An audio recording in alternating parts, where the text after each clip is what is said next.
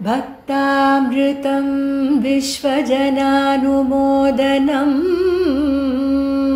सर्वार्थदं श्रीषट्कोपवाङ्मयं सहस्रशाखोपनिषत्समागमं नमाम्यहं द्राविडवेदसागरम्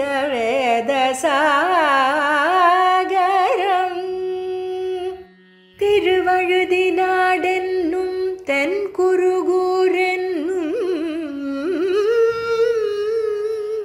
மறுவினியவன் பொருநலென்னும் அருமறைகள் அந்தாதி செய்தான் நடியினையே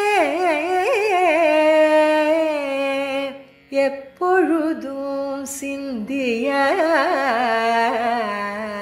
நெஞ்சே தெளிந்து மனத்தாலும் வாயாலும் வண்குருகூர் பேணும் இனத்தாரை எல்லாதிரைஞ்சேன்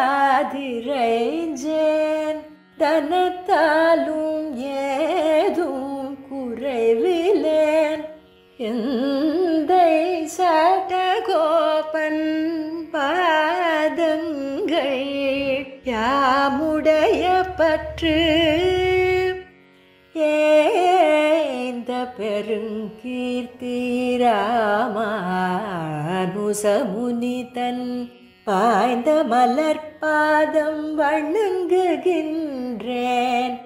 ஆய்ந்த பெருஞ்சீரார் சடகோபன் செந்தமிழ் வேதம் தரிக்கும் பேராத உள்ளம் பெற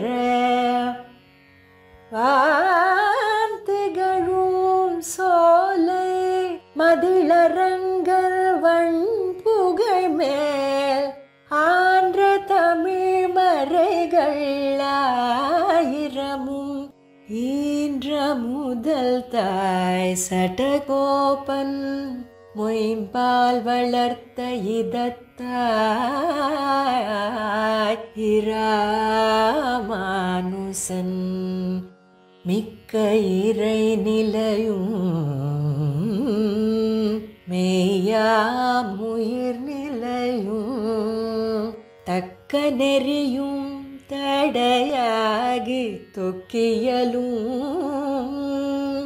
ஊழ்வினையும் வாழ்வினையும் ஓதும் குருகையர்கோன் யாழினிசை வேதத்தியல் श्रीशैलेशदयापात्रं दीभक्त्यादिगुणार्णवं यतीन्द्रप्रवणं वन्दे रम्यजामातरं मुनिं लक्ष्मीनाथसमारम्भां नाथयामुनमध्यमां स्मदाचार्यपर्यन्तां वन्दे गुरुपरम्परां भक्तामृतं विश्वजनानुमोदनं सर्वार्थदं श्रीषट्कोपवाङ्मयं सहस्रशाखोपनिषत्समागमं नमाम्यहं द्राविडवेदसागरम् ஸ்ரீயப்பதியான எம்பெருமானாலே மயர்வர மதினம் அருளப்பெற்ற ஆழ்வார் அருளிய 4 திவ்ய பிரபந்தங்களிலே சாமவேத சாரமாய் அனைத்து திவ்ய பிரபந்தங்களுக்கும் மிக முக்கியமாக திகழக்கூடிய திருவாய்மொழியை நாம் அனுபவித்துக் கொண்டு வருகிறோம். அதில் இறுதியிலே 10வது சதகத்திலே இன்றைய தினம் நமக்கு 4வது பதிகம் 4வது தசகமானது அனுபவத்துக்கு இன்னைக்கு விஷயமாக இருக்கிறது. சார்வே தவநடிக்கு என்று தொடங்கக்கூடிய இந்த பதிகம், இதிலே ஆழ்வார் எம்பெருமான் தனக்கு அருளின அந்த பக்தி என்னும் விஷயமானது அது சபலமாக ஆயிற்று என்பதை தெரிவிக்கிறார். இந்த பதிகத்தினுடைய பலவிதமான விசேஷங்களை நம்பிள்ளை முதலிய ஆச்சாரியர்கள் காட்டியுள்ளார்கள். தொடங்கும் பொழுதே உயர்வர உயர்நலம் என்கிற பதிகத்திலே பகவானுடைய பரத்வத்தை எடுத்தருளி செய்தார் ஆழ்வார். அப்பேற்பட்ட பராத்பரனை நாம் எப்படி அவனை அணுகுவது என்று சந்தேகம் வேண்டாம். அவனை நீங்கள் பஜியுங்கோள். இப்பேற்பட்ட பரதத்துவம் பகவான் இருக்கிறார் என்று சொன்ன அடுத்தபடியே வீடுமின் முத்தவம் என்கிற 2வது பதிகத்திலே அவனே பஜிக்கத்தக்கவன், அவனையே நாம் பற்ற வேணும், அவனை பற்றி இந்த சம்சாரத்திலிருந்து இந்த மோட்சத்தை பெற வேணும் என்று உபதேசித்தார். சரி, அவனை எப்படி நாம் பற்றுவது என்ற சந்தேகம் வர அதற்கு 3வது பதிகத்திலே அவனுடைய சௌலபியத்தை எடுத்துரைத்தார் ஆழ்வார். இப்ப இது ஆரம்பத்திலே அமைந்த ஒரு கிரமம்னு பார்க்கிறோம். அதுபோலவே இங்கேயும் பார்த்தோமானால் அந்த 2வது பதிகம் வீடுமின் முத்தவும் என்கிற பதிகத்திலே பகவானை பஜியுங்கோள், அவனை பற்றுங்கோள் என்று தெரிவித்தார் இல்லையா? அந்த விஷயத்தை தான் மீளவும் இங்கே சொல்லி இந்த சார்வே தவநெறிக்கு என்கிற 10ஆம் பத்தில் 4வது பதிகத்திலே சொல்லி தலை கட்டுகிறார், நிகமிக்கிறார் என்பதாக நாம் பார்க்க வேண்டும். அதாவது இந்த பக்தி யோகம் என்கிற விஷயத்தை ஆழ்வார் தெரிவிக்கிறார். பக்தி யோகம் என்று சொன்ன உடனே நமக்கு உபாயமான பக்தி என்ற அந்த ஒரு எண்ணம் வர வேண்டாம். பொதுவாக சாஸ்திரங்களிலே பகவானை அடைவதற்கு பலவிதமான வழிகள் கூறப்பட்டிருக்கின்றன. கர்மயோகம், ஞான யோகம், பக்தி யோகம், பிரபத்தி, ஆச்சாரிய அபிமானம் என்று நம் பெரியோர்கள் அதை 5ஆக வகுத்து காட்டுவது உண்டு.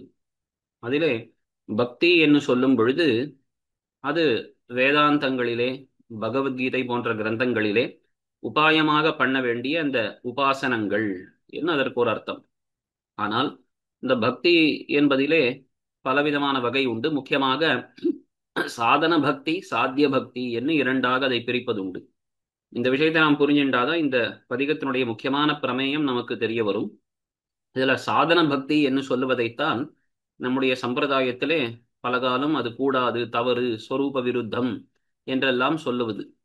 சாதன பக்தி என்று சொன்னால் அது அந்த தபஸ்விகள், ரிஷிகள் அவர்கள் அனுஷ்டிக்கக்கூடிய அந்த ஒரு யோகம். நல்ல ஆத்மஸ்வரூபத்தை பற்றிய ஞானம் ஏற்பட்டு பகவானிடத்திலேயும் அளவு கடந்த ஒரு பக்தி உண்டாகி எப்பொழுதும் பகவானையே பிரீத்தியுடன் சிந்தித்து கொண்டு வருவது. இப்படி பல காலம் போக போக அந்த பகவானை சாட்சா்காரம் பண்ணக்கூடிய அந்த ஒரு நிலைமை ஏற்பட்டு அந்த பக்தி யோகம் என்பது முழுமையாக சித்தி அடைந்து அதன் பிறகு அவன் மோட்சத்தை அடைகிறான். இப்போ ஜடபரதன் முதலிய ரிஷிகள் அவர்களுக்கெல்லாம் இந்த பக்தி யோகம் என்று நாம் சொல்லுகிறோம். இது பக்தி யோகம்னு சொல்லும் பொழுது அதை உபாயமாக எண்ணி பண்ணக்கூடிய விஷயம். இந்த பக்தி யோகம் என்பது உண்மையிலே ஜீவாத்ம ஸ்வரூபத்தை, இது பாரதந்திரியம்தான் ஜீவாத்மாவுக்கு ஸ்வரூபம் என்பதை உணர்ந்தவர்கள் அதை கைவிட வேணும். எம்பெருமானையே எதிர்பார்ப்பது, எம்பெருமானுடைய அனுகிரகத்தையே எதிர்பார்த்து கொண்டிருப்பது சீதா பிராட்டியைப் போலே இருக்க வேண்டிய தன்மைதான் ஜீவாத்மாவுக்கு உண்மையான தன்மை. அப்படி இருக்கும் பொழுது பகவானே நீயே எனக்கு உபாயமாக கடவது என்று அவனை உபாயமாக வரித்தல், பிரார்த்தித்தல் என்கிற பிரபத்தி தான் நம் ஸ்வரூபத்துக்கு சேர்ந்ததே ஒழிய உபாயமாக வேறொரு விஷயத்தை, பக்தி முதலியதை நாம் அனுஷ்டிப்பது தவறு என்று சம்பிரதாயத்திலே காட்டுவது உண்டு. அதனால சாதன பக்தி என்று சொல்லும் பொழுது தான் பண்ணக்கூடிய அந்த உபாசனத்தை, பகவத் தியானத்தை உபாயமாக எண்ணி பண்ணுவது, அது சாதன பக்தி. இந்த சாதன பக்தியில இழியக்கூடியவர்களுக்கு இன்னும் பல ஜென்மங்கள் ஏற்படலாம். இந்த பிராரப்தம் என்பது, பிராரப்த கர்மம் என்பது அவர்களுக்கு முழுக்க அனுபவிக்க வேண்டியதாக இருக்கும். அதனால் அது இன்னும் 2 ஜென்மம் ஆகலாம், 10 ஜென்மம் ஆகலாம், இல்லை இந்த ஜென்மத்தின் முடிவிலே கூட அது பிராரப்தம் முழுக்க நீங்க பெறலாம். அது சொல்ல முடியாது. ஆனால் பிரபத்தி என்று சொல்லக்கூடிய இந்த சரணாகதியிலே இருக்கக்கூடியவர்களுக்கு பிராரப்தத்திலும் கூட இந்த உடம்புக்கு வேண்டிய, இந்த ஜென்மத்துக்கு வேண்டிய பிராரப்தம் என்னவோ அதை மட்டும் அவர்கள் அனுபவித்து தீர்க்க வேண்டும்.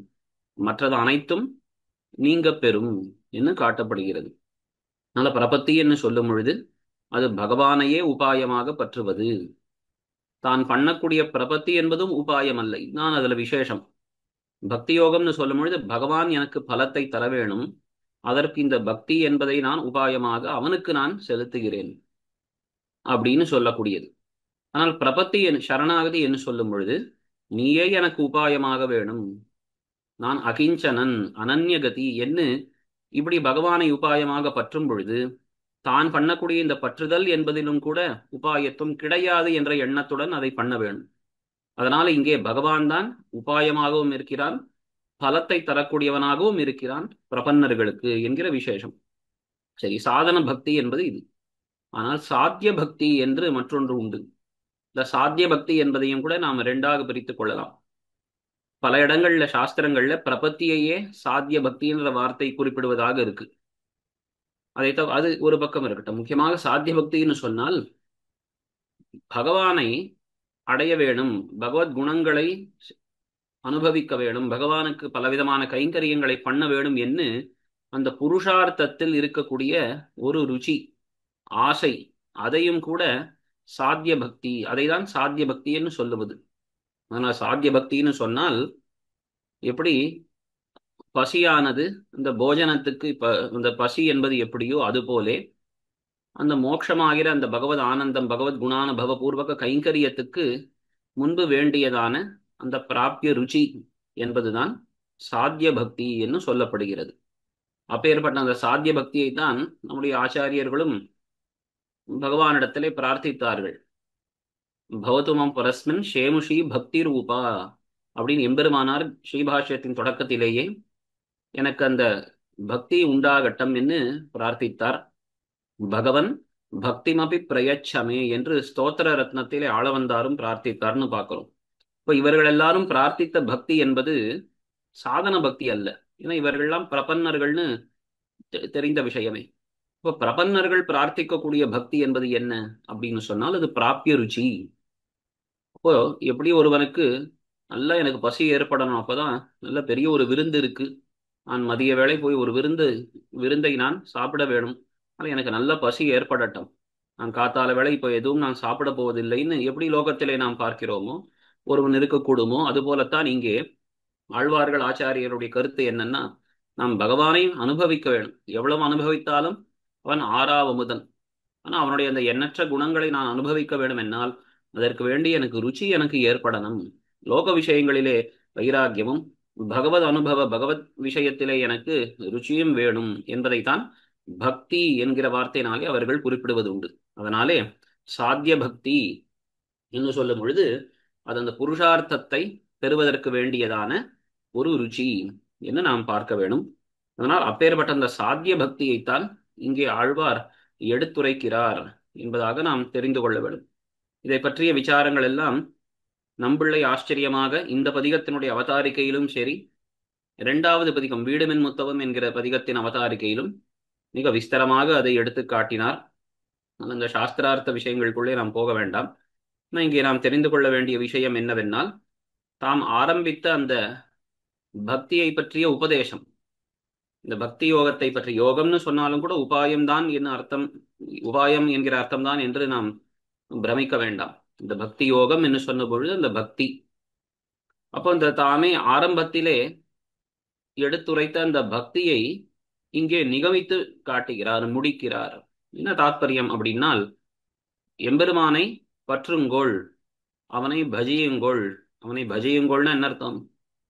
அவனை சிந்தியுங்கோள், அவனுடைய குணங்களை ஆராய்ந்து அதை அனுபவிக்க பாருங்கோள் என்று பக்தியை உபதேசித்தார் இல்லையா? அப்பேற்பட்ட அந்த பக்தி தனக்கு பலபரியந்தமாக ஆயிற்று. அந்த பக்தி தனக்கு தன்னுடைய பலத்தை தந்தது. என்னது? பகவத் சாட்சா்காரம் என்பதை தந்து முடித்தது என்பதாக சொல்லி இந்த உபதேசத்தை முடிக்கிறார் என்பதாக நாம் பார்க்கணும். அதனால்தான் இந்த பதிகத்தினுடைய சாராம்சத்தை சங்கிரகிக்கும் பொழுது மணவாள மாமனிகள் நூற்றந்தாதிலே அழகாக தெரிவித்தார்.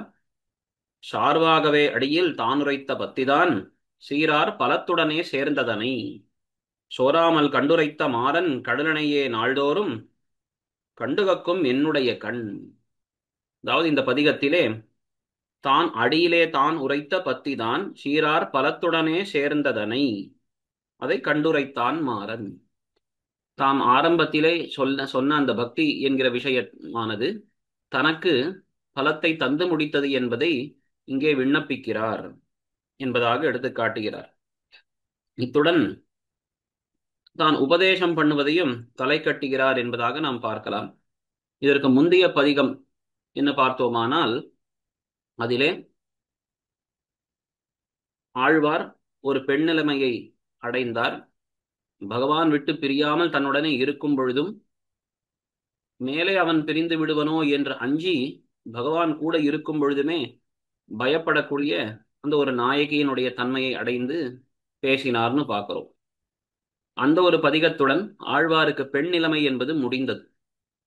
எப்படி முதல் பத்திலே 4வது பதிகம் அஞ்சரைய மடனாரா என்கிற பதிகத்திலே ஆழ்வாருக்கு பெண் நிலைமை முதலிலே ஏற்பட்டது திருவாய்மொழி பதிகங்களிலே.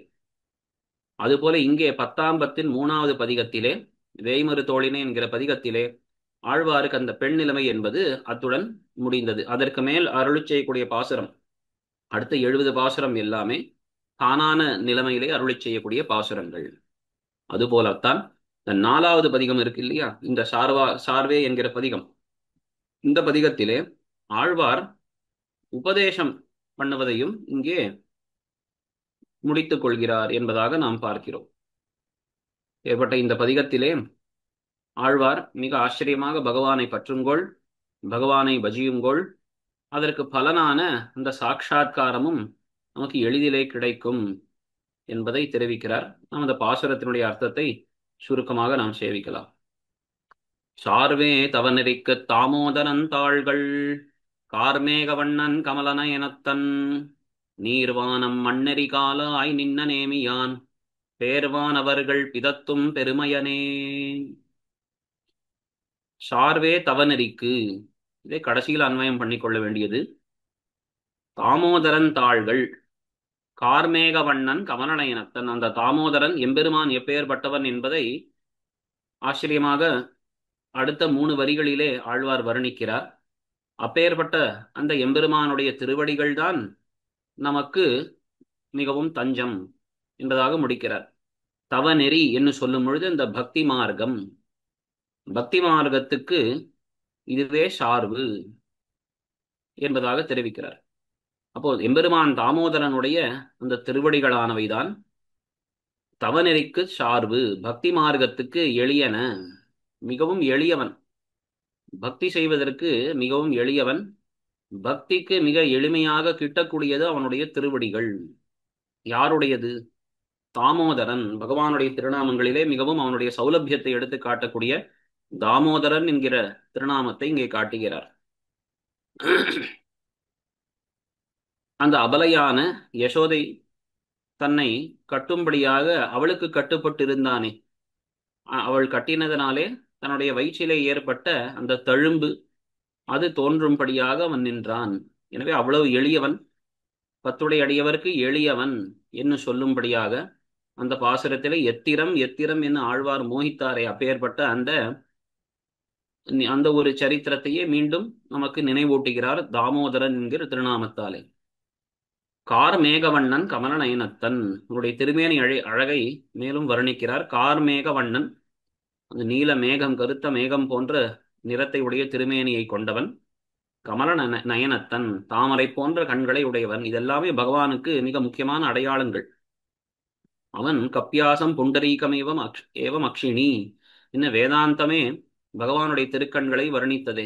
அப்பேற்பட்ட அழகிய கண்களை உடையவன்.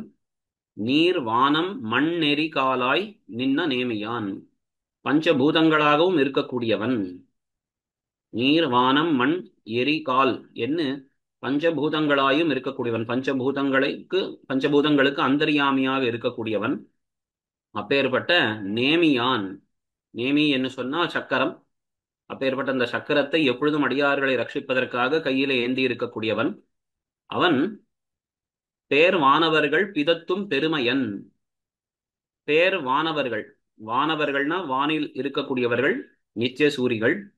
பேர் வானவர்கள் என்று சொன்னால் மிகவும் பெரியவர்களான, அப்பேற்பட்ட எப்பொழுதும் பகவானை அனுபவித்துக் கொண்டிருக்கக்கூடிய பெருமை வாய்ந்திருக்கக்கூடிய இந்த நித்திய சூரிகள், அவர்களால் பிதத்தும் பெருமையன், அவர்கள் எப்பொழுதும் பாடிக்கொண்டிருக்கக்கூடிய பெருமையை உடையவன். நித்திய சூரிகளாலே, மகான்களான நித்திய சூரிகளாலே எப்பொழுதும் பாடப்பெற்ற பெருமையை உடையவன். அப்பேற்பட்ட அந்த எம்பெருமான், அவனுடைய தாள்கள், அவனுடைய திருவடிகள் தான் தவநெறிக்கு சார்பு என்று காட்டுகிறார். தவநெறி என்று சொல்லும் பொழுது இங்கே இந்த பக்தி மார்க்கம் என்பதாக அர்த்தம் கொள்ள வேணும். இந்த பதிகம் சரி, இந்த பதிகம் அப்படியே வீடமென் முத்தவம் என்கிற பதிகத்துடன் இதை நாம் பொருந்திவிட்டு பார்க்க வேணும். அங்கே அருளி செய்யப்பட்ட அர்த்தம் என்ன அப்படின்னால், இந்த வீடமென் முத்தவம் என்கிற பதிகத்தை ஆளவந்தார் போன்ற ஆச்சாரியர்கள், பூர்வாச்சாரியர்கள் அதை பிரபத்திபரமாக அருளி செய்து கொண்டு வந்தார்கள். எம்பெருமானாரும் அதுபோலத்தான் முதல்ல அருளி செய்து கொண்டு வந்தாராம். பிரபத்தியை தெரிவிக்கிறார் இங்கே ஆழ்வார் என்ன. ஆனா அதன் பிறகு தாம் ஸ்ரீபாஷ்ய கிரந்தத்தை தலை கட்டின பின்பு பிரபத்தி என்பது ரொம்பவே ரகசியமான ஒரு விஷயமாச்சு, அதை நேரடியாக அப்படியே தெரிவித்து விடுவாரா? எனவே இது சாத்திய பக்தியைத்தான் தெரிவிக்கிறார் என்று கொள்வோம் என்று எம்பெருமானார் அப்படி ஒரு நிர்வாகத்தை காட்டினார் என்று சொல்லப்படுறது. ஆனால் எப்படி இரண்டை கொண்டாலும் தவறு கிடையாது. ஏன்னா ஆழ்வார் விஷயத்திலே பார்த்தோமானால் பகவான் தான் அவருக்கு உபாயம். பிரபத்தி என்று சொல்லும் பொழுது நேரே பகவான் தான் உபாயம். சாத்திய பக்தி என்று சொல்லும் பொழுதும் பகவான் தான் உபாயம். ஆனா அவரிடத்திலே எனக்கு அந்த பிராப்பிய ருச்சியை கொடு என்று அவர் கேட்கும்படியாக அமைந்திருக்கும். அதனால பக்தி, ஆழ்வாருடைய பக்தின்னு சொல்லும் பொழுது அது அந்த பிராப்பிய ருச்சியை ஒழிய வேதாந்தங்களிலே சாதன பக்தியாக சொல்லப்பட்ட ஒரு பக்தி யோகம் கிடையாது. அதனால பிரபத்தியோ பக்தியோ இரண்டையும் நாம் கொள்ளும்படியாகத்தான் இருக்கு. ஏன்னா ஆழ்வாருடைய நிலையில இரண்டும் பொருந்தும். ஆழ்வார் மகா பிரபன்னர், பிரபன்ன குல கூட்டஸ்தர்னு சொல்றோம். அதே போல ஆழ்வாருக்கு இருக்கக்கூடிய அந்த ஒரு அவா என்பது அது காதல் கடலின் மிக பெரிதால் என்ன இப்படி வளர்ந்து கொண்டே இருக்கக்கூடியதான ஒரு பேர் அவா என்பதனால் அவருக்கு பக்தி பிரபத்திகள் விகல்பிக்கலாம்படி இருக்கும் என்ன அதை அழகாக எடுத்து காட்டியிருக்கார்கள். அதனால அந்த தவநெறி என்று சொல்லும் பொழுது அது அந்த பக்தி மார்க்கம். இந்த பக்தி மார்க்கத்துக்கு பகவானுடைய தாமோதரன் தாள்கள், அவனுடைய திருவடிகள் தான் சார்பு என்பதாக இங்கே நாம் கொள்ள வேண்டும். சார்வே தவநெறிக்கு தாமோதரன் தாள்கள் கார்மேகவண்ணன் கமலனேனத்தன் நீர்வானம் மண்ணெறி காலாய் நின்ன நேமியான் பேர்வானவர்கள் பிதத்தும் பெருமையனே.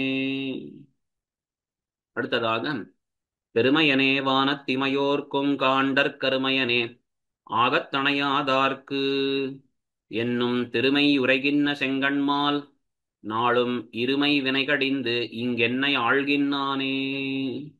நாம் முதல்ல பார்த்தோம் இந்த பதிகத்தினுடைய தாத்பரியமே என்ன அப்படின்னா, ஆரம்பத்திலே பகவான் தனக்கு அருளின அந்த பக்தி இல்ல தான் உபதேசித்த அந்த பக்தி, மற்றவர்களுக்கு இந்த பக்தியை பண்ணுங்கோள்னு தான் உபதேசித்தாரே, பகவானை பற்றுங்கோள் பஜியுங்கோள்னு சொன்ன அந்த பக்தி என்பது தன் விஷயத்திலே அது எப்படி முடிந்தது?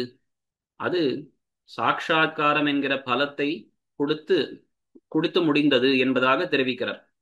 பக்தியை ஆரம்பிச்சாச்சு, அது சாட்சா்காரத்தை, பகவத் சாட்சா்காரத்தை தந்தது என்ன ஆழ்வார் தெரிவிக்கும்படியாக அமைந்திருக்கு.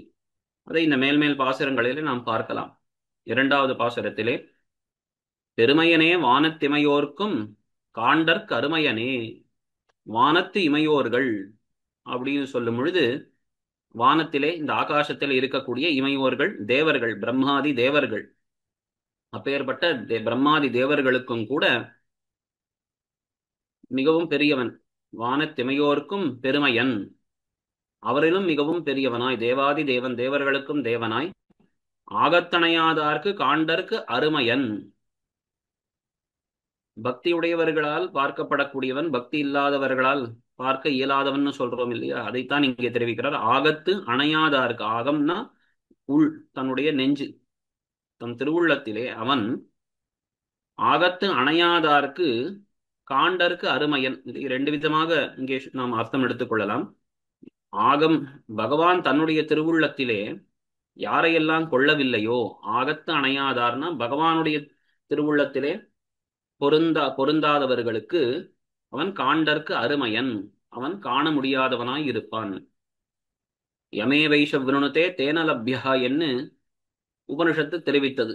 பகவான் யாரை விரும்புகிறானோ, இந்த அதிகாரி, இந்த ஜீவாத்மா என்னை பார்க்க கடவன் என்று யாரை பகவானே வரிக்கிறானோ அவனுக்குத்தான் தன்னை காட்டி கொடுப்பான் என்று சொன்னது போலே, யாரை தன் திருவுள்ளத்திலே பகவான் அணைத்துக் கொள்கிறானோ, விஷயீகரிக்கிறானோ அவனன்றி மற்றவர்களுக்கு காணப்படான் என்று ஒரு அர்த்தம். அல்லது ஆகத்தணையாதார்க்கு, பத்துடை அடியவர்க்கு எளியவன் பிறர்களுக்குன்னு சொல்லும்படி மனதிலே பகவத் விஷயத்தில் ஈடுபாடு ஆசை இல்லாதவர்களாலே என்ன பண்ணாலும் காண இயலாதவன் என்னும் திருமை உரைகின்ற செங்கண்மால் அகலகில்லே நிறையுமென்னு என்று சொல்லும்படி எப்பொழுதும் திரு பிராட்டியாலே உரைகின்ற பிராட்டியாலே அமர்ந்திருக்கும்படியான பிராட்டியுடன் கூடிய அந்த திருமேனியை கொண்டிருக்கக்கூடிய செங்கண்மால், முன்பு சொன்னது போல அழகிய அந்த திருக்கண்களை உடையவனான இந்த எம்பெருமான் இங்கு இருமை வினை கடிந்து நாளும் என்னை ஆள்கின்றான். என்னை ஆள்கின்றான், அவனே எனக்கு சுவாமியாய் என்னை அடிமை கொண்டிருக்கிறான், எனக்கு கைங்கரியத்தை தந்து கொண்டிருக்கிறான். எப்படி?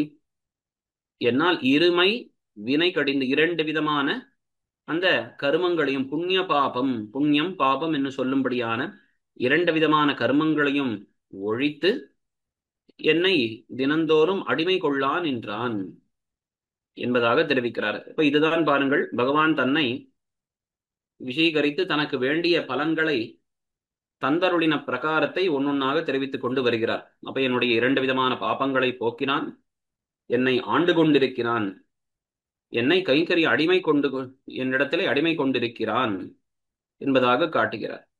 ஆனால் வானத்திமையோர்க்கும் பெரியாய் பிரம்மாதிகளுக்கும் சுவாமியாய் அவர்களுக்கும் மேலே ஈஸ்வரனாய் இருந்து கொண்டு தான் திருவுள்ளத்திலே கொண்டவர்களுக்கு மட்டுமே காண கிடைக்கக்கூடியவனாய், மற்றவர்களாலே பார்க்க இயலாதவனாய், எப்பொழுதும் பிராட்டியுடன் கூடியவனாய், அழகிய திருக்கண்களை, திவ்யமான திருக்கண்களை உடையவனாய் இருக்கக்கூடிய அந்த எம்பெருமான் என்னுடைய புண்ணியம் பாபம் என்கிற இரண்டு அந்த பந்தங்களையும் போக்கி என்னிடத்திலே அவன் ஸ்வரூபானுரூபமான அடிமையை பெற்றுக்கொள்கிறான், எனக்கு இப்படி ஒரு அனுகிரகத்தை பண்ணி அருளினான் என்பதாக இந்த பாசுரத்திலே தெரிவிக்கிறார். பெருமையனே வானத்திமையோர்க்கும் காண்டற் கருமையனே ஆகத்தணையாதார்க்கு என்னும் திருமை உரைகின்ற செங்கண்மால் நாளும் இருமை வினை கடிந்து இங்கென்னை ஆள்கின்னானே. அடுத்ததாக ஆள்கின்னான் ஆழியான் ஆறால் குறைவுடையம் மீள்கின்னதில்லை பிறவித்துயர் கடிந்தோம் வாழ்கண்டையொன் கண் மடப்பின்னை தன் கேழ்வன் தாழ் கண்டு கொண்டு என் தலைமேல் புனைந்தேனே. ஆழ்கின்னான் ஆழியான், ஆழியான் என்று சொல்லும் பொழுது அந்த திருவாழியை சுதர்சன சக்கரத்தை ஏந்தி கொண்டிருக்கக்கூடிய இந்த எம்பெருமான், அந்த எம்பெருமான் என்னை ஆழ்கின்னான், என்னை காத்தருளான் என்றான், என்னை ரட்சித்துக் கொண்டிருக்கிறான்.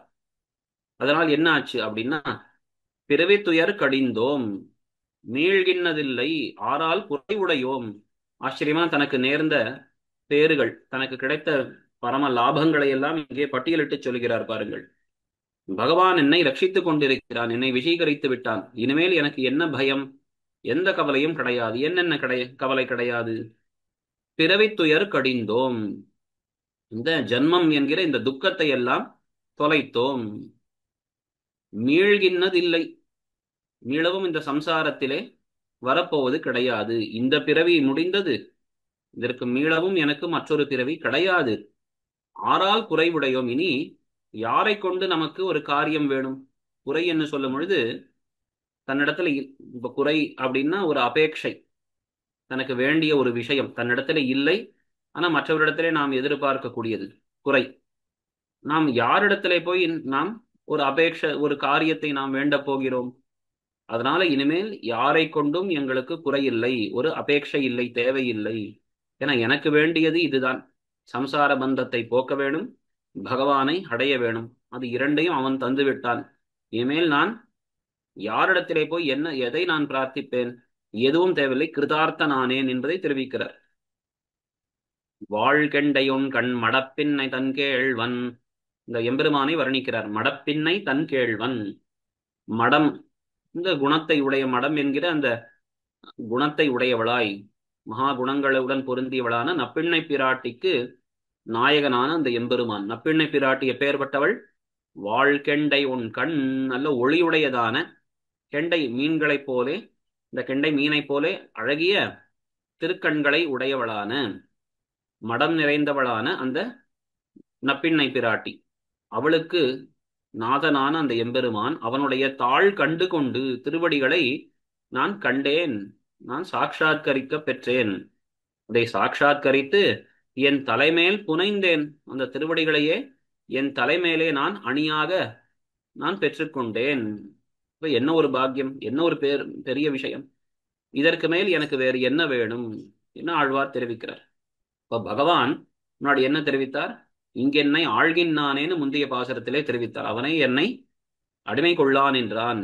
எப்படி எல்லாம் அவன் அடிமை கொள்ளான் என்றான்றதை இங்கே தெரிவிக்கிறார்.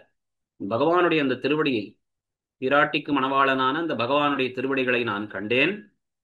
கண்டபின் அதை என் சென்னிக்கு அணியாக நான் தரித்துக் கொண்டிருக்கிறேன். எனக்கு இந்த ஜென்மத்தில் வரக்கூடிய துயர் எதுவும் கிடையாது. இப்ப இந்த சம்சாரத்தினால் பீடிக்கப்படுகிறேன் அல்லேன். மீளவும் இந்த சம்சாரத்தில் நான் வரப்போகிறதும் அல்ல. இனிமேல் எனக்கு என்ன குறை அப்படின்னு தனக்கு கிடைத்த பேரு அதை இங்க அழகாக இப்படி எடுத்துச் சொல்லுகிறார் ஆழ்வார்னு பார்க்கிறோம். ஆழ்கின் நான் ஆழியான் ஆறால் குறைவுடையம் மீள்கின் அதில்லை பிறவித் துயர் கடிந்தோம் வாழ்கெண்டையொன் கண் மடப்பின்னை தன் கேழ்வன் தாழ் கண்டு கொண்டு என் தலைமேல் புனைந்தேனே. அடுத்தது நாலாவது பாசுரம். தலைமேல் புனைந்தேன் சரணங்கள் ஆலி நிலைமேல் துயின் நான் இமையோர் வணங்க மலைமேல் தான் நின்னு என் மனத்துள் இருந்தானை நிலைபேர்க்கலாகாமை நிச்சித்திருந்தேனே. நான் நிச்சயத்துடன் இப்பொழுது இருக்கிறேன். முழு நம்பிக்கையுடன் இருக்கிறேன். எந்த கவலையும் சந்தேகமும் எனக்கு கிடையாது. பகவான் என் மனதுள்ளே வந்து புகுந்து விட்டான். இனிமேல் அவன் என்னை பிரிய மாட்டான். எனக்கு எந்த சந்தேகமும் கிடையாது என்று தம்முடைய அந்த ஒரு விஷயத்தை, நிலைப்பாட்டை இங்கே தெரிவிக்கிறார். தலைமேல் புனைந்தேன் சரணங்கள் பகவானுடைய அந்த திருவடிகளை என் தலைமேல் நான் தரித்துக் கொண்டிருக்கிறேன் ஆபரணம் போலே. ஆலின் இலைமேல் துயின்னான், இந்த ஆலந்தளிரிலே சின்ன இலையிலே தூங்கிக் கொண்டிருக்கக்கூடியவன், கண் அருளக்கூடிய அந்த பகவான் இமையோர் வணங்க மலைமேல் தான் நின்று நித்தியசூரிகளும் வணங்கும்படியாக அந்த மலை மேலே திருமலையிலே எழுந்தருளியிருக்கிறான். அங்கே வந்து நின்று, திருமலையிலே வந்து நின்று கொண்டு ஸ்ரீவைகுண்டத்திலிருந்து சம்சாரத்திலே ஆள் பிடிப்பதற்காக அவன் வருகிறான் ஜீவாத்மாக்களை. முதல்ல அவன் இறங்கினது அந்த திருமலையிலே, வட திருமலையிலே அப்படி வந்து நின்று கொண்டிருக்கிறான். மலையிலே நின்று கொண்டால் மேல் இருக்கக்கூடிய நித்தியசூரிகளும் சேவிக்கலாம், கீழிருந்து நாமும் போய் மனுஷர்களும் அவனை சேவிக்கலாம். அதனால அப்படி இமையோர்கள் எல்லாரும் வணங்கும்படி அந்த திருமலையிலே வந்து நின்று கொண்டு என்ன பண்ணான்? என் மனத்துள் இருந்தானை. திருமலையிலே வந்து நிற்பதை எதற்கு என்னால் என் மனதிலே புகுவதற்காகத்தான் என்ன ஆழ்வாருடைய அபிப்பிராயம். அழகாக திவ்ய சாஸ்திரம் ஸ்ரீவச்சன பூஷணத்தில் தெரிவிக்கும் பொழுது அங்குத்தைவாசம் சாதனம் இங்குத்தைவாசனம் சாத்தியம் என்னெல்லாம் சொல்லுவது உண்டு. அதாவது திருக்கோவில்களிலே திவ்ய தேசங்கள்ல அர்ச்சாவதாரமாக பகவான் நின்று கொண்டிருக்கானே எதற்கு என்னால் தன்னை சேவிக்க வரக்கூடிய அடியார்களுடைய மனதிலே நாம் புகுற வேணும் என்பதற்காகவா. அதனால அர்ச்சாவதாரமாக ஸ்திரமாக அவன் நிற்பது சாதனம், ஒரு தபசு போல அப்படியே நின்று கொண்டிருக்கான். அவனை சேவிக்க வரக்கூடிய நல்ல ஒரு அடியார்கள் வந்தார்களாகில், அடியார்கள் இருப்பார்களாகில் அவர்களுடைய நெஞ்சிலே தான் புகுற வேணும் என்று காத்து கொண்டிருக்கான்னு சொல்லப்படுவது அதற்கு ஆச்சரியமான எடுத்துக்காட்டு இந்த ஆழ்வாருடைய பாசுரம் தான். மலைமேல் நின்றான், அதன் பிறகு என் மனத்துள் இருந்தான், என் நெஞ்சிலே அவன் வந்து புகுந்து விட்டான். அப்பேற்பட்ட அவனை இருந்தானை, அந்த எம்பெருமானை நிலைபெயர்க்கல் ஆகாமை, இந்நிலையில் நின்றும் மாற்ற ஒண்ணாமையை அதை நான் நிச்சித்திருந்தேன்.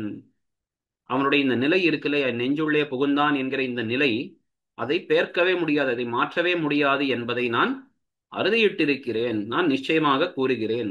அப்ப இனிமேல் பகவான் என் நெஞ்சை விட்டு எங்கும் அகலமாட்டான், இது சத்தியம் என்ன ஆழ்வார் ஆச்சரியமாக தெரிவிக்கிறார். அதனால பகவான் இப்படி அவனுடைய திருவடிகளை நான் கண்டேன், அதை என் சென்னிக்கு அணியாக தரித்தேன், அதற்கு மேல் என்னுடைய அனைத்து பிறவி துன்பங்கள் எல்லாவற்றையும் கழித்தான், அவனையே நான் சிந்தித்து பிறவி துயரெல்லாம் கழித்தான். ஆனா இப்பொழுதும் கூட ஒரு க்ஷணமும் என் நெஞ்சுள்ளே அவனையே நான் சிந்தித்துக் கொண்டிருக்கிறேன், அவனையே நான் சாட்சாத்கரித்துக் கொண்டிருக்கிறேன் என்பதை இந்த பாசுரத்திலே தெரிவிக்கிறார் இல்லையா. அவன் திருமலையிலே வந்து நின்று என்னுடைய நெஞ்சின் உள்ளே புகுந்து விட்டான். என் நெஞ்சினுள்ளே புகுந்து விட்டான்னா என் நெஞ்சிலே எப்பொழுதும் பிரகாசித்துக் கொண்டிருக்கிறான், அவனையே நான் சேவித்துக் கொண்டிருக்கிறேன். இனிமேல் அது விச்சேதம் ஆகாது, இது துண்டுபடாது, எப்பொழுதும் அவன் என் நெஞ்சிலே இருப்பான் என்று தம்முடைய பெயரை இங்கே பறைசாற்றுகிறார். தலைமேல் புனைந்தேன் சரணங்கள் ஆலி நிலமேல் துயின்னான் இமையோர் வணங்க மலைமேல் தான் நின்னு என் மனத்துள் இருந்தானை நிலைபேர்க்கலாகாமை நிச்சித்திருந்தேனே. அடுத்ததாக 5வது பாசுரம்.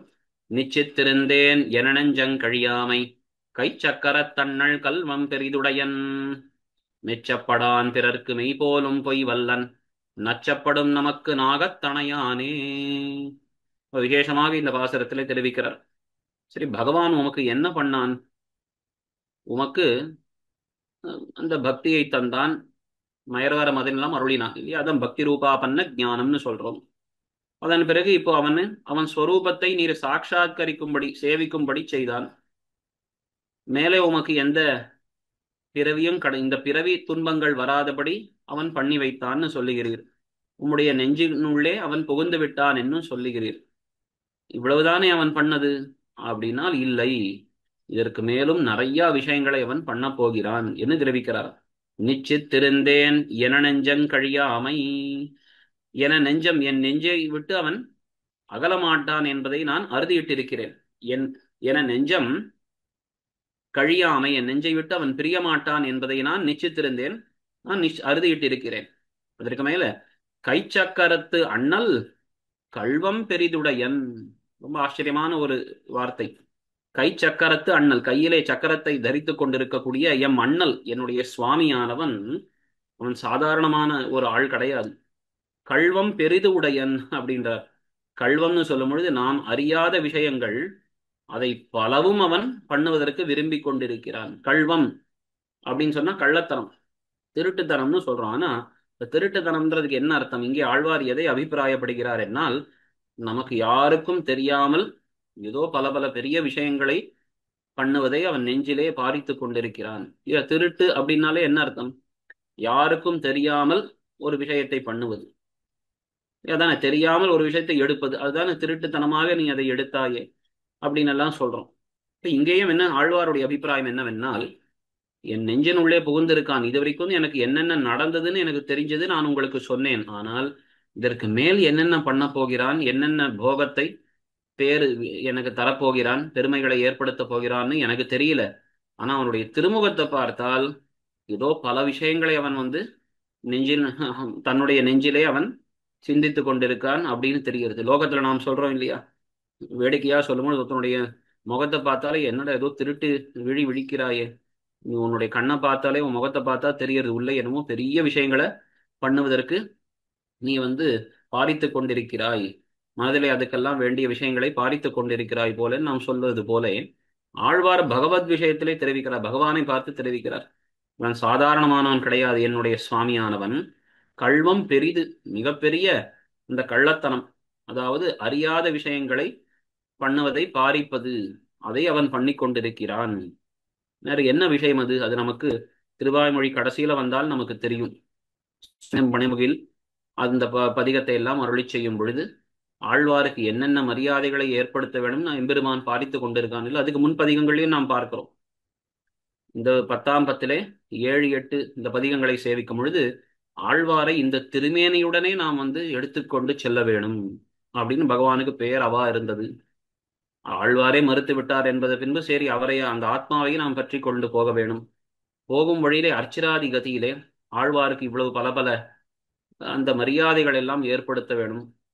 மற்றவர்கள் பொதுவான ஜீவாத்மாக்கள் முக்தர்கள் ஆகிறார்கள் என்னால் அந்த ஆதிவாகிக கணங்கள் பகவானுடைய அடியார்கள் அவர்கள் அந்த ஜீவாத்மாவை அழைத்து செல்லுவார்கள். ஆனால் ஆழ்வார் விஷயத்திலே நாமே முதல் பிடித்து அவரை அழைத்து செல்ல போகிறோம் என்று இப்படியெல்லாம் ஆழ்வாருக்கு பண்ண வேண்டிய அனுகிரகங்களை பாரித்து கொண்டிருந்தான். அதுதான் இங்கே ஆழ்வார் தெரிவிக்கிறார். இங்கே கள்வம் பெரிதுடையன், நெஞ்சிலே பல விஷயங்கள் ஓடுறதுன்னு அது மட்டும் எனக்கு தெரியறது, என்னன்னு எனக்கு தெரியவில்லை அப்படின்றதை ஆச்சரியமா தெரிவிக்கிறார். கள்வம் பெரிதுடையன்றது முக்கியமான வார்த்தை. மெச்சப்படான் பிறர்க்கு, பிறர்க்கு மெச்சப்படான், மற்றவர்களுக்கு பக்தி இல்லாதவர்களுக்கு தன் குணங்களை காட்டிக் கொடுக்க மாட்டான். ஆனா என்னை போன்றவர்களுக்கு மட்டும்தான் அவனுடைய குணங்கள் என்னன்னு தெரிய வருமே ஒழிய மற்றவர்களுக்கு இது அறிய இயலாது. மெச்சப்படான் பிறர்க்கு மெய்போலும் பொய்வல்லன், இதுவும் ஆச்சரியம் சுவாரஸ்யமான ஒரு வார்த்தை. மெய் செய்வாரைப் போலே பொய் செய்ய வல்லவன், அப்பேற்பட்டவன் அப்படின்னு பகவானுடைய இந்த லீலைகளை தெரிவிக்கிறார். உண்மையை செய்வது போலே அப்படியே பொய்யாக செய்யக்கூடியவன் என்று காட்டுறார். மெய்யென்று நினைக்கும்படியாக பொய்யிலே வல்லவன் அப்படின்ற இதற்கு நம்பிள்ளையினுடைய ஸ்ரீசுக்திகள் அழகாக இங்கே இதனுடைய இந்த பாவத்தை எடுத்து காட்டும்படியாக அமைந்திருக்கு. அர்ஜுனாதிகள் பக்கலில் இருக்குமா போலே இரேன், துரியோதனாதிகள் பக்கலிலும் இருப்பது. காரியத்தில் வந்தால் மெய் செய்வாரைப் போலே பொய் செய்து தலை கட்டும். பகவான் தன்னுடைய அவதாரங்களிலே செய்த லீலையை பற்றியது இந்த வார்த்தை. அர்ஜுனாதிகளுக்கும் துரியோதனாதிகளுக்கும் நான் சமம், நான் பாண்டவர்களுக்கும் கௌரவர்களுக்கும் சமமானவன். பாருங்கள், ஒருத்தரிடத்திலே நானே செல்வேன், மற்றொரு இடத்திலே என்னுடைய நாராயண சேனையை நான் தருகிறேன். இப்படியெல்லாம் தன் நிஷ்பக்ஷபாதியைப் போலே அவன் எல்லாம் பண்ணி கொண்டிருந்தான். ஆனா உண்மையிலே அவனுக்கு பாண்டவர்களிடத்திலே தான் பக்ஷபாதம். அவர்கள்தான் எனக்கு பிராணன் என்னே தெரிவித்தான் இல்லையா? ஆனால் வெளியிலே காட்டிக் கொள்ளும் பொழுது தனக்கு பக்ஷபாதம் இல்லாதது போலே பண்ணி கொள்வான். இது போல அவதாரங்கள்ல பல லீலைகள் பார்க்கிறோம். அதனால மெய் செய்வார் உண்மையை பண்ணுவது போலே அவன் பொய்யை பண்ணி விடுவான். அவன் யார்? நாகத்தணையான். நாகத்தை தனக்கு அணையாக சேஷசாயியாக இருக்கக்கூடியவன். அவன் நச்சப்படும் நமக்கு, அவன் நமக்கு நச்சப்படும், நமக்கு பிராப்பியனாகினான். இப்ப இந்த எம்பெருமான் அவன்தான், அவனைத்தான் நான் போய் அடைய போகிறேன், அவனே எனக்கு பிராப்பியன். அவன் எப்பேற்பட்டவன் தெரியுமா அப்படின்னால், அவன் கையிலே சக்கரத்தை கொண்டிருக்கக்கூடிய என்னுடைய சுவாமி.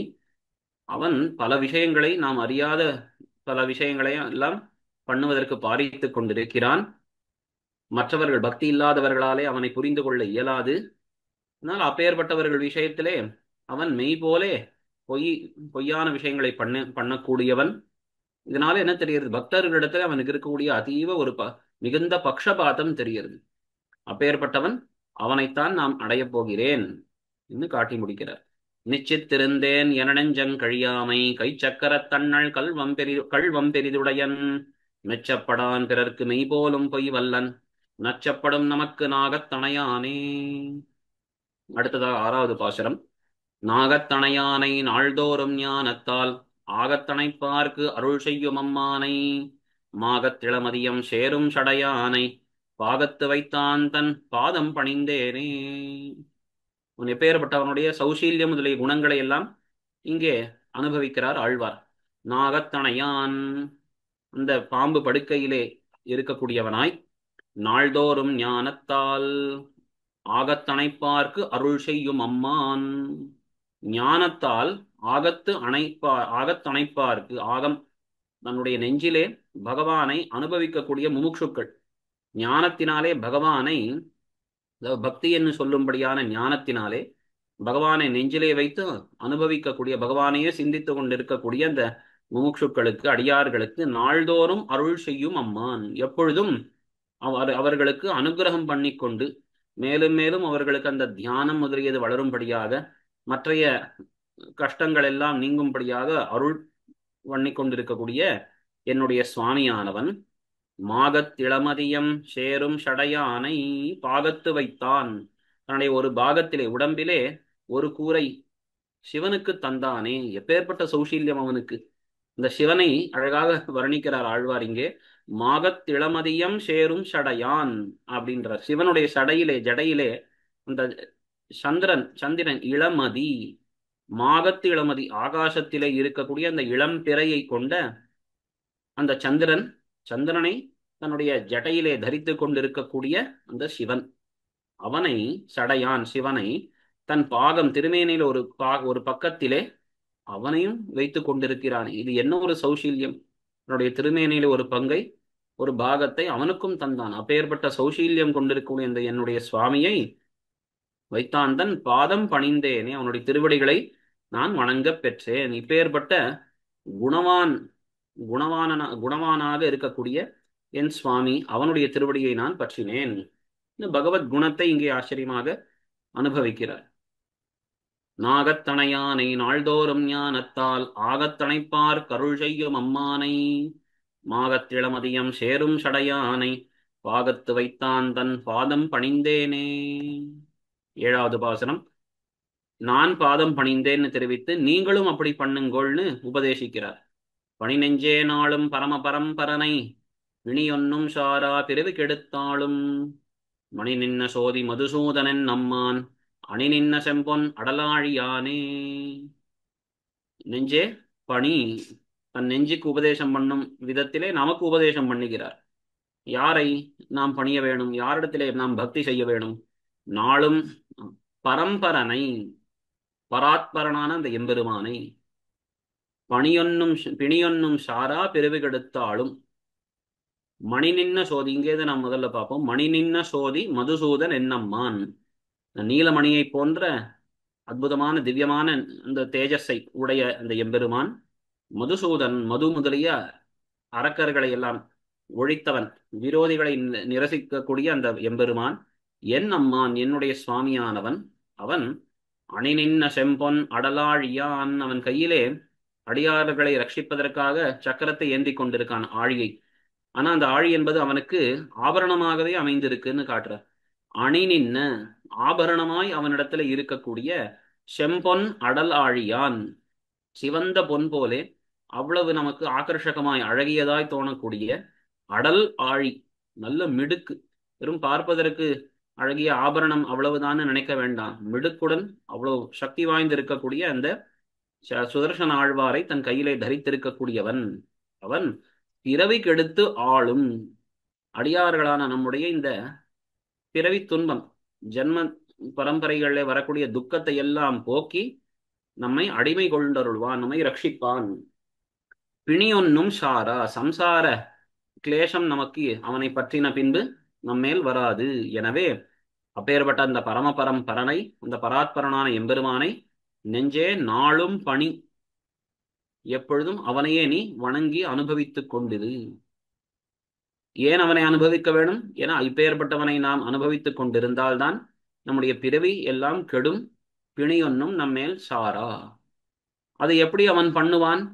ஏன்னா அவன் மதுசூதனன், அவன் கையிலே அப்பேற்பட்ட அடல் ஆழியை கொண்டிருக்கக்கூடியவன். அதனால் அவன் நம்முடைய பாவத்தை எல்லாம் போக்குவன், அவனையே நாம் பற்றி இருக்க வேண்டும் என்று உபதேசிக்கிறார். பணி நெஞ்சே நாளும் பரம பரம்பரனை பிணியொன்னும் சாரா பிறவி கெடுத்தாளும் மணி நின்ன சோதி மதுசூதனன் நம்மான் அணி நின்ன செம்பொன் அடலாழியானே. 8வது பாசுரம்.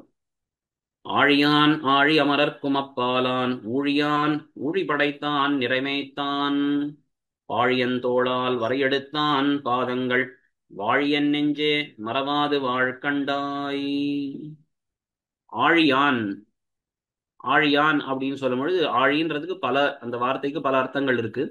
ஆழின்றதுக்கு சக்கரம். இப்போ ஆழியான்னா கையிலே சக்கரத்தை தரித்திருப்பவன்.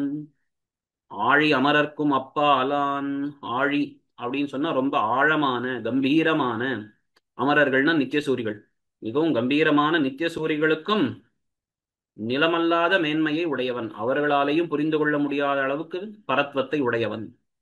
அடுத்த ஊழியான், ஊழி அப்படின்னு சொல்லும் பொழுது இங்கே பிரளய காலம், அந்த பிரளய காலத்திலே தான் ஒருவனே இருக்கக்கூடியவன். பிரளயம் ஜகத்தெல்லாம் பிரளயத்திலே மூழ்கி ஒழிந்த பின்பு கூட ஒருவனாய் நிற்கக்கூடியவன் எம்பெருமான். அப்பேற்பட்ட பிரளய காலத்திலும் தான் ஒருவனாய் இருக்கக்கூடியவன். ஊழி படைத்தான், ஊழின்றதுக்கு காலம்னு அர்த்தம். அப்ப காலத்தில் இருக்கக்கூடிய அனைத்து வஸ்துக்கள், உண்டாகக்கூடிய அனைத்து வஸ்துக்கள், எல்லா காலம் முதலிய சகல பதார்த்தங்களையும் தன் சங்கல்பத்தினாலே சிருஷ்டிக்கக்கூடியவன். ஊழியான் பிரளய காலத்திலே இருக்கக்கூடியவன். அதன் பிறகு சிருஷ்டி காலம் வந்த பொழுது அனைத்தையும் படைக்கக்கூடியவன். நிறைமைத்தான், சிருஷ்டி செய்து பின்பு தானும் அவதாரம் பண்ணி அதுல கிருஷ்ணாவதாரத்திலே பசுக்களை எல்லாம் ரட்சித்தவன். இந்த பசுக்களை ரட்சித்தல்னு சொல்லும் பொழுது ஆச்சாரியர்கள் ஆச்சரியமாக ஒரு தத்துவார்த்தத்தை காட்டுகிறார்கள். நம்மள என்ன தெரிவிக்கிறார் அப்படின்னா, பசுக்கள் என்பது பகவானுக்கு கிருஷ்ணாவதாரத்திலே பசுக்கள்னா ரொம்ப உயிர். என்ன காரணம்னா, பசுக்களுக்கு தன்னை ரட்சித்துக் கொள்ள சாமர்த்தியம் கிடையாது. அந்த கோபாலகன் வந்து ரட்சித்தால் அதை தடுக்கவும் தடுக்காது, சாந்தமாக இருக்கும். இந்த ஸ்வரக்ஷணத்தில் அன்வயம் இன்னிக்கே பண்ணும் ரக்ஷணத்தை விலக்காத பசுக்களை ரட்சித்தவன். முக்கியமான விஷயம். இந்த பிரபத்தின்னு சொல்லும் பொழுது நான் என்னை ரட்சித்துக் கொள்ள முடியாது, நீ என்னை ரட்சி அப்படின்னு சொல்றோம். ஆனா நீ என்னை ரட்சின்னு நாம் சொன்னதுனாலே பகவான் ரட்சிக்கிறான் எண்ணக்கூடாது. பகவான் ரட்சித்துக் கொண்டிருக்கிறான், அதற்கு சித்தமாக இருக்கிறான். நாம் அதை தடுக்காமல் இருக்கிறோம். நான் தடுக்க மாட்டேன்னு விலக்காமை தான் பிரபத்தி என்கிறது மிக முக்கியமான சித்தாந்தம். அது இந்த பசுக்களை ரட்சிக்கிறான்னு சொல்லும் பொழுது அது தெரிகிறது. பசுக்கள் அப்படி தங்களை தாங்களே ரட்சித்துக் கொள்ள இயலாதவைகள். மேலும் அந்த பாலகன் ரட்சிக்கும் பொழுது தடுக்காதவைகளும் கூட. அந்த அர்த்தம் இங்கே காட்டப்படுறது. அப்பேற்பட்ட பசுக்களை எல்லாம் மேய்த்தான். வாழியம் தோளால் வரையெடுத்தான். மிடுக்குடைய நல்ல பலமுடைய தம்முடைய அழகிய திருத்தோள்களாலே அப்படி அந்த வரை எடுத்தான். இந்த மலையே கோவர்தன மலையை எடுத்து அடியார்களை ரட்சித்தான். அப்பேற்பட்டவனுடைய பாதங்கள் என் நெஞ்சே மறவாது வாழ்கண்டாய். அப்பேற்பட்ட பகவான் ஆசிரியர்களை எல்லாம் ரட்சித்தானே, அதுதான் அவனுடைய ஸ்வபாவம். அவனுடைய பாதங்களையே என்னுடைய மனமே நீ ஒரு பொழுது ஒரு நொடி பொழுதும் மறக்காமல் அதையே நீ அனுபவித்துக் கொண்டு வா, நித்திய அனுபவம் பண்ணி கொண்டு வா. அப்படி என் நெஞ்சே மறவாது வாழ்கண்டாய். அதை மறக்காமல் இரு. மறக்காமல் இருப்பதே உனக்கு ஒரு பெரிய வாழ்ச்சி. அப்பேற்பட்ட அந்த வாழ்ச்சியை நீ பண்ணி கொண்டு வா. மேலும் வாழி, இந்த வாழ்ச்சியே உனக்கு நித்தியமாக இருக்கட்டும் என்னும் காட்டுகிறார். வாழி என் நெஞ்சே மறவாது வாழ்கண்டாய். அவனை மறவாமல் இருந்து உண்மையான வாழ்ச்சியை உஜ்ஜீவனத்தை நீ அடைய வேணும். வாழி அது நித்தியமாக உனக்கு ஏற்படட்டும் என்று நம்மையெல்லாம் தன் நெஞ்சை சொல்லும்படியாக நம்மையெல்லாம் உபதேசிக்கிறார், நமக்கெல்லாம் உபதேசிக்கிறார் ஆழ்வார். ஆழியான் ஆழியமரர்க்கும் அப்பாலான் ஊழியான் ஊழி படைத்தான் நிறைமேய்த்தான் வாழியந்தோளால் வரையெடுத்தான் பாதங்கள் வாழியன் நெஞ்சே மறவாது வாழ்கண்டாய். அடுத்தது 9வது பாசனம். கண்டேன் கமலமலர்பாதம் காண்டலுமே விண்டே ஒழிந்த வினையாயினவெல்லாம் தொண்டே செய்து என்னும் தொழுது வழியொழுக பண்டே பரமன் பணித்த பணிவகையே.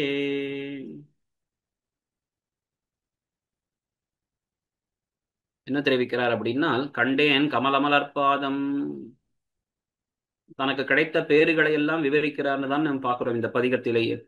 இப்போ அங்க முதல்ல தெரிவிக்கிறார், தொண்டே செய்து என்னும் தொழுது வழியொழுக பண்டே பரமன் பணித்த பணிவகையே. கடைசி 2 வரிகளை முதல்ல நாம் பார்க்க வேண்டியது.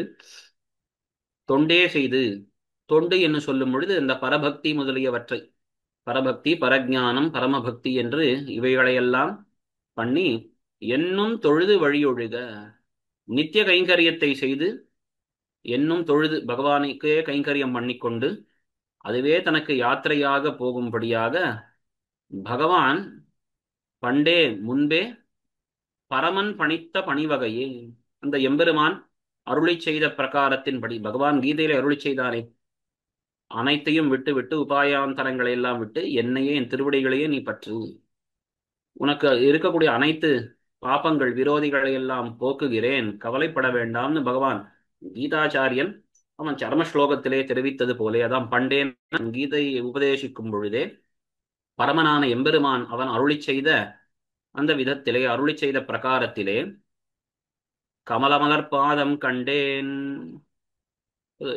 கடைசி 2 வரிகள்ல பாருங்கள், தொண்டே செய்து என்னும் தொழுது வழியொழுக பண்டே பரமன் பணித்த பணிவகை. இந்த பக்தி பரஜான பரம பக்திகளை எல்லாம் செய்து பகவான் நித்திய கைங்கரியத்தையும் செய்து அதுவே யாத்திரையாய் செல்லும்படி, இதெல்லாம் நமக்கு நடக்க வேண்டும்னால் நாம் என்ன பண்ண வேண்டும்? பகவானை நாம் பற்ற வேண்டும். அது யார் எப்பொழுது தெரிவித்தார்? முன்பு பகவானே அதை அருளி செய்திருக்கிறார். அதன்படி கமலமலர் பாதம் கண்டேன், பகவானுடைய கமலம் போன்ற திருவடிகளை, அந்த திருவடி தாமரைகளை நான் கண்டேன், சாட்சாத்கரிக்க பெற்றேன். அதற்கு மேல் காண்டலுமே, அது கண்டபோதே வினையாயினவெல்லாம் விண்டே ஒழிந்த, விரோதிகளாய் இருக்கக்கூடிய அனைத்து பாபங்கள் எல்லாம் விண்டே ஒழிந்தன, அந்த வாசனையோடே விட்டு போயின. இது போன பின்பு என்ன ஆச்சு? எனக்கு தொண்டே செய்து பரபக்தி முதலியவைகள்லாம் நான் எனக்கு ஏற்பட்டது, என்னும் தொழுது வழியொழுக, என்னும் அவனுக்கு நித்திய கைங்கரியத்தை பண்ணும்படியாக எனக்கு அந்த பிராப்தம் நேர்ந்தது. இதுதான் தெரிவிக்கிறேன். இது எனக்கு பெரும்படியாக பகவானே இதையெல்லாம் பண்ணி கொடுத்தான். இப்ப பாருங்கள், பகவான் முன்பு அருளி செய்தது போலே அவனுடைய திருவடி தாமரைகளை அவன் காட்டினான். அதை நான் கண்டேன். கண்ட பின்பு என் விரோதிகள் எல்லாம் போய்விட்டன. இதற்கு பின்பு நான் அவனுக்கு தொண்டே செய்து என்னும் தொழுது தொழும் வழியையும் நான் பெற்றேன். இன்னும் எடுத்து காட்டுகிறார்.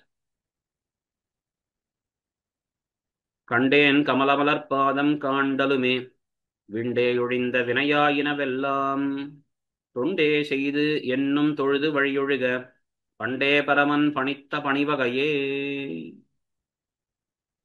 அதனால பகவான் அவனை பற்றின பின்பு எனக்கு ஏற்பட்டது இதெல்லாம் நடந்த பின்பு எனக்கு அவனிடத்திலே புரியும் தொண்டு அதுவே வாழ்ச்சியாய் நடக்கும்படி இதெல்லாமும் நேர்ந்தன என்று காட்டுகிறார். 10வது பாசுரம். வகையால் மனமுன்னி மாதவனை நாளும் புகையால் விளக்கால் புதுமலரால் நீரால் திசைதோர் அமரர்கள் செந்நிறைஞ்சனென்ன தகையான் சரணம் தமர்கட்கோர் பத்தே. வகையால் மனமுன்னி மாதவனை, வகைகள்னா சாஸ்திரங்களிலே சொல்லப்பட்ட கிரமங்கள், அதன்படி மனதை நம்முடைய நெஞ்சை ஒருமைப்படுத்தி சஞ்சலமாகாமல் பகவத் விஷயத்திலேயே செலுத்தி மாதவனை நாளும் இந்த எம்பெருமானை எப்பொழுதும் வழிபட்டு வர வேண்டும். எப்படி அப்படின்னா புகையால் விளக்கால் புதுமலரால் நீரால் அப்படின்னு காட்டுறார்.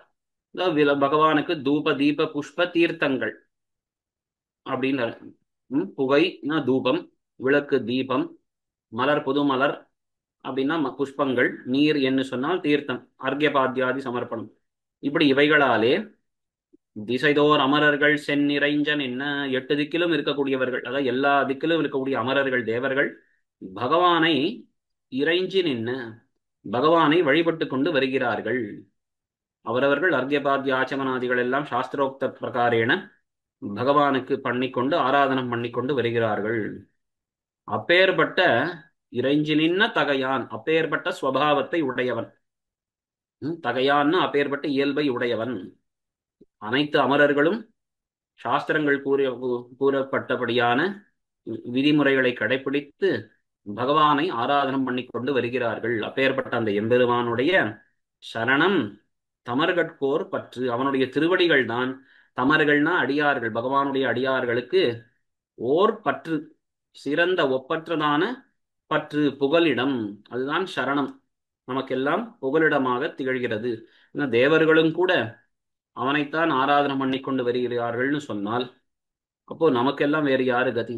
அப்போ நமக்கு வாய்த்த பிராப்தமான சேஷி பகவான் ஒருவனே. அப்போ நமக்கு எல்லாருக்கும் அவன் திருவடி ஒன்றுதான் தஞ்சமே ஒழிய வேறுவதும் கிடையாது என்று காட்டுகிறார். வகையால் மனமுன்னி மாதவனை நாளும் புகையால் விளக்கால் புதுமலரால் நீரால் திசைதோர் அமரர்கள் செந்நிறைஞ்சனென்ன தகையான் சரணம் தமர்கட்கோர் பத்தே. கடைசியில பலஸ்ருதியோட முடிக்கிறார்.